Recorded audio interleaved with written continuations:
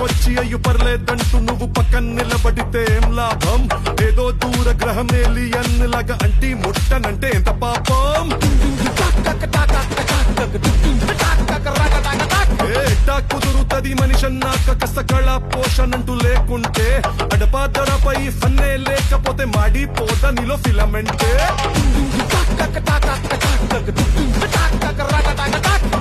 What is this break? Let's do the vintage break.